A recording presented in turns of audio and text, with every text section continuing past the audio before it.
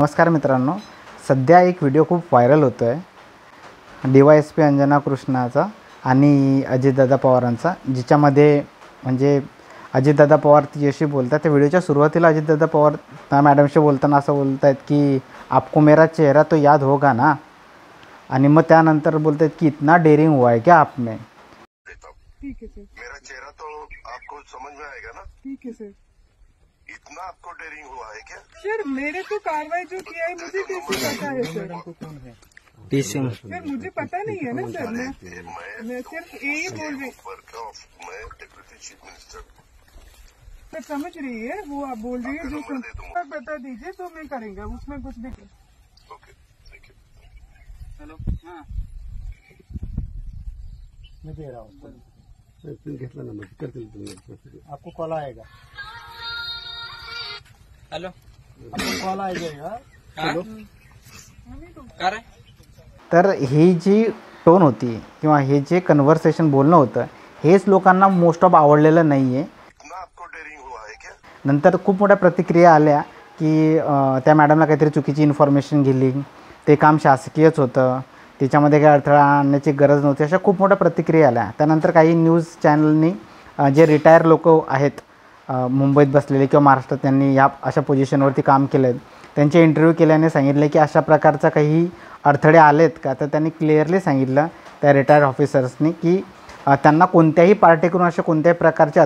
आणि ह्या व्हिडिओमध्ये जेव्हा ते सगळं कन्व्हर्सेशन ते सगळं जेव्हा बोलणं संपते दादाशी, त्यानंतर साहेबांचा जो माणूस आहे 2-2 3-3दा त्या मॅडमला म्हणतो सर आपको कॉल करेंगे, सर आपको कॉल करेंगे, आणि एकदम स्वीटली त्या मॅडम रिप्लाय देता आने दो, आपको कॉल आएगा। हॅलो, आपको कॉल आएगा। हॅलो, काय रे? जसा हा व्हिडिओ इंटरनेटवरती आला तर खूप मोठ्या लोकांनी प्रतिक्रिया दिल्या होत्या, त्या मॅडमच्या फेवरमध्ये होत्या, आणि ते जो स्वीटली रिप्लाय होता की आने दो, तो खूप लाईक केला होता लोकांनी की काय रे? काय रे? काय रे? बघा हिचं म्हणजे स्पाईन बघा तुम्ही। कारण की आजच्या परिस्थितीमध्ये जर का बघितलं, राजकीय परिस्थितीमध्ये किंवा आजकालची जी परिस्थिती आहे त्याच्यामध्ये ऑलमोस्ट सगळ्यांनी म्हणजे गुडघे टेकून दिलेत, काही चाटायला लागून गेलेत, पण आहे असे काही रिकग्नाइज ऑफिसर ज्यांना काही म्हणजे ज्यांना काही फरक पडत नाही, त्यांना माहिती आहे त्यांना काही फरक पडत नाही, कारण की ते एक परीक्षा पास करून आले, एक अभ्यास करून आलेले आहेत। त्यानंतर लगेच जेव्हा हे एवढं सगळं झालं प्रकरण, जेव्हा हे सगळं वातावरण पेटलं आणि जसं इंटरनेटवरती तिच्यावरती फुलांचा वर्षाव झाला, जशा प्रकारे इंटरनेटवरती तिची स्तुती झाली, तर लगेच मग साहेबांचे जे खास लोक आहेत मिटकरी साहेब, त्यांनी लगेच मग UPSCला पत्र लिहिलं की त्यांचा जात प्रमाणपत्र चेक करा, हे करा, ते करा।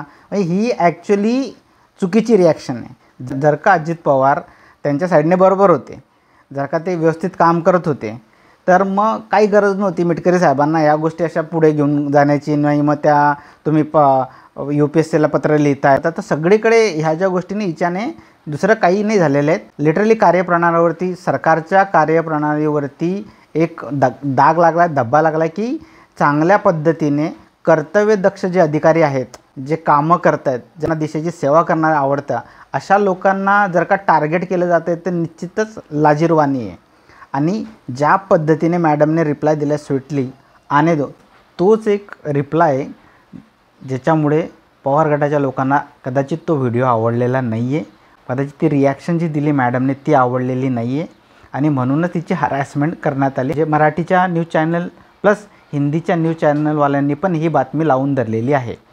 तुम्ही जर का म्हणजे रेड पिक्चर पाहिला असेल तर रेड पिक्चरमध्ये जो अजय देवगण आहे, ज्याने अहमद पटनायकची भूमिका केली आहे, तो इन्कम टॅक्स ऑफिसर असतो, आणि तो एकाच्या घरावरती म्हणजे सौरव शिकला जो आहे तिथला त्या पिक्चरमधला विलन रामेश्वरन सिंग, त्याच्या घरावरती तो रेड करतो। एक सीन असा पण आहे की तो अजय देवगण आहे अमर पटनायक, तो सौरव शुक्लाला म्हणजे रामेश्वरन त्या विलनला फ्री हँड देतो की तुला ज्याच्याकडे जायचं त्याच्याकडे जा आणि स्वतः वाचून घे, ज्याच्याकडे जायचं त्याच्याकडे जा। तर जो विलन आहे तो पार दिल्लीपर्यंत जातो, तो स्वतःला वाचून पार दिल्लीपर्यंत म्हणजे पार इंदिरा गांधीच्या ऑफिसपर्यंत जातो, आणि इंदिरा गांधीच्या ऑफिसला भेटून तिला सांगतो की मी थोडं इंटरव्हेन करा, कारण की मी तुम्हाला रिप्रेझेंट करतो तर तुमची बदनामी होईल। तिथं जिने इंदिरा गांधीचा रोल केलेला आहे तर ती फोन करते अमर पटनायकला म्हणजे अजय देवगणला, आणि सांगते अजय अमर पटनायकला की तू ते मॅटर थोडं वेगळ्या पद्धतीने हँडल करू शकतो का.